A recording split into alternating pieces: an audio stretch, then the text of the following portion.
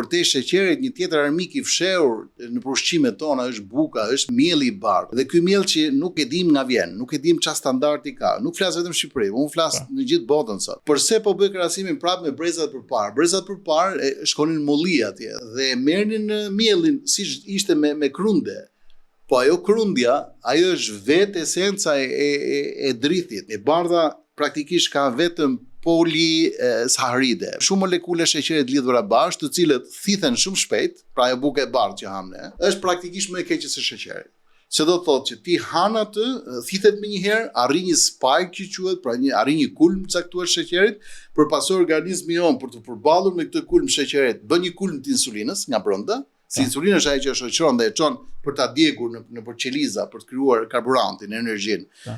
Atëherë nuk ka gjë më të keqe për një individ që do të bjerë në peshë, nëse han gjëra që thithen shpejt dhe për 2 ora i ka uri prap, duhet haj prap. Ndaj një nga zakonet pra më të këqija që favorizojnë obezitetin dhe mbi peshën është ky konsumi i ushqimeve të shpejta, i ushqimeve që nuk kanë fibra. Se ajo krundja, përveç se ka ato lëndët, mineralet të gjithçka brenda, ka shërben si fibër, që do thotë që organizmi e thith më ngadalë dhe do thotë që dhe uria të vjen më vonë, se çfarë është uria në fundit? Kur boshatisen depot e stomakut, kur ka shkuar ai ushqimi i vaktit përpara që ke ngrënë, pra është konsumuar ose është rezervuar dhe të kërkon trupi sërish të haj. Ne të paktën duhet ta lejmë çdo 5 orë, le të them, ngrënien si periodicitet.